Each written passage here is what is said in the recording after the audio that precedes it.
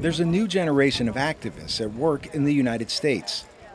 Leading the charge, students and gun violence survivors who have rallied the country since the February mass shooting at Stoneman Douglas High School in Parkland, Florida. The accused gunman killed 17 people and wounded 17 more.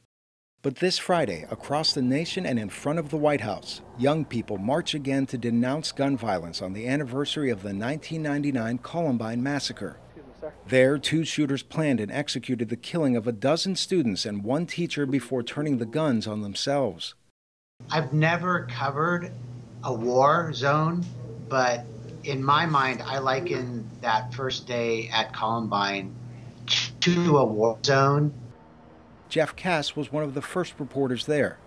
He's the author of Columbine, a true crime story. He says many still ask, why?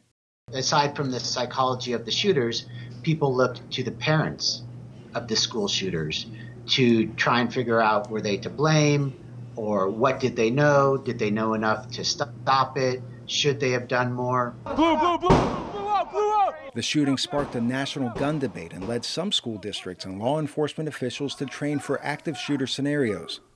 Gun violence prevention expert David Chipman. As I remember in Columbine, there was a thought that this would never happen again. And so here we are today, and not only has it happened again, it has happened repeatedly again.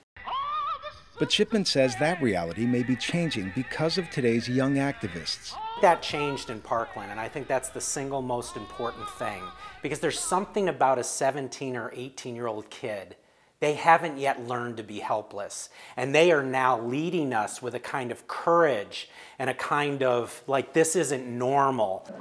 April 20th marks the 19th anniversary of the Columbine Massacre. Nearly 2 decades later, gun control remains a hot topic in the media, less so in Congress.